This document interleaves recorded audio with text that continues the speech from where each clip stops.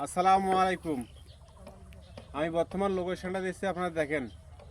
নীলফামারী জেলা কিশোরগঞ্জ থানা বাহাগলি ইউনিয়ন ২ নম্বর ওয়ার্ড, উত্তর দূরাকোটি সরকার পাড়া থেকে বলছি। সামনে কিন্তু সঞ্জাবাড়ি।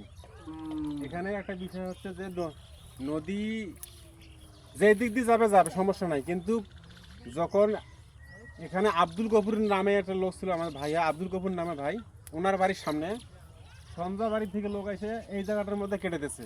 দেখেন, মাত্র 20 ফিট জায়গা ছিল, আর পেছন পাশে ছিল মানে 7-8 ফিট। আমি আইসা বলছিলাম একজন সঞ্জা করার লোক যে এটা সোজা করে দেন, তাহলে দুই দিক দিয়ে নদীটা বেঁচে যাবে।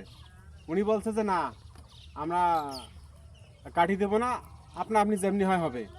কিন্তু পরে আমি এটা জাস্টিফাই করি, দেখি সঞ্জা বাড়ির লোক সামনটা কেটে দিচ্ছে।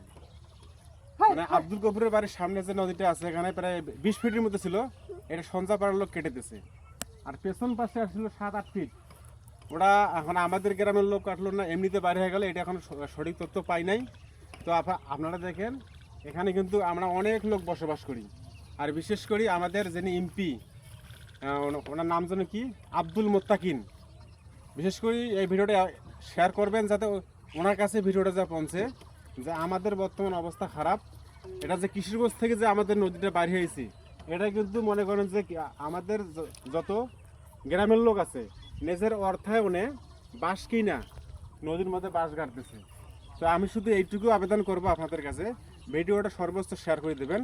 আর বিশেষ করে আমাদের এমপি মহোদয়কে অনুরোধ করি বলতেছি, আইসা আপনি জায়গাটা আমাদের দেখেন, আমাদের কি পরিস্থিতি।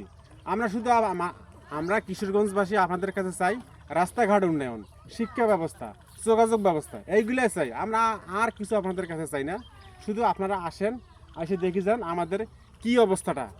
অন্তত আমাদের নদী এলাকাটা এই সাইড দিয়া আপনি না আসলে মানে বলা যাবে না। আইসা সরজমিনে দেখবেন, তারপরে এটা আলাপ আলোচনা করবেন।